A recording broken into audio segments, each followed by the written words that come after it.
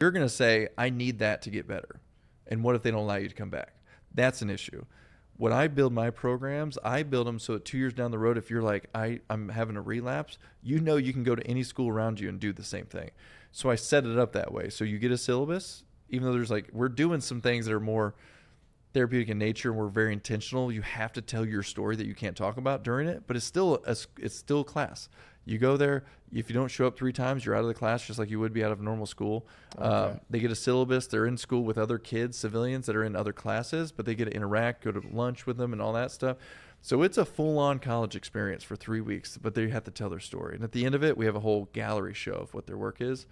And that's one of the most powerful things ever, because the students, the teachers, and the veterans are out there telling the story behind their art piece, which is how we get them to talk and be more successful. Is their stories, Which is what got you started. yeah, because in the art first place. you could hide everything in art. I've had even 2 veterans tell me like war crime stuff that they did that they're not proud of, but that they did.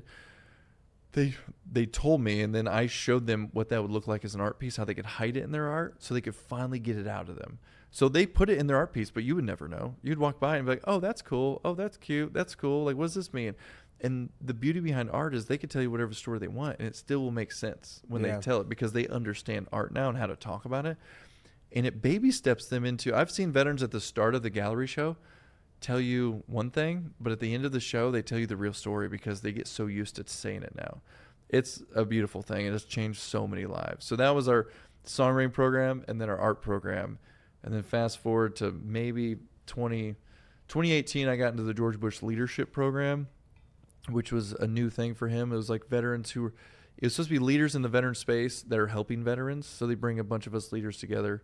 And it was one of the most eye-opening things ever in the nonprofit space, because I was here doing this mainly by myself, grinding out, not knowing that there's this whole ecosystem. I never knew there was 40,000 veteran service organizations. I was just in my own bubble of like, is there like 3 nonprofits out there? I didn't know.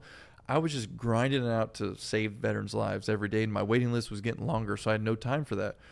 But I got to the Bush Institute and found out real quick.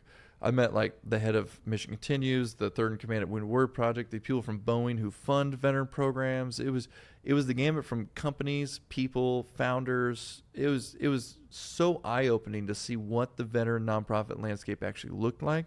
Because there's a whole bunch of them there at the same time. So much. Well, and I could learn from them. If I had a board member tell me one thing, I'm just like their board member. I went from poor Marine to bouncer at a bar to art student to executive director. What do I know? Yeah. I didn't know. And so what if I had a board member tell me something? I just had to take them at their word. But now I'm in this class of founders, board members, and nonprofits where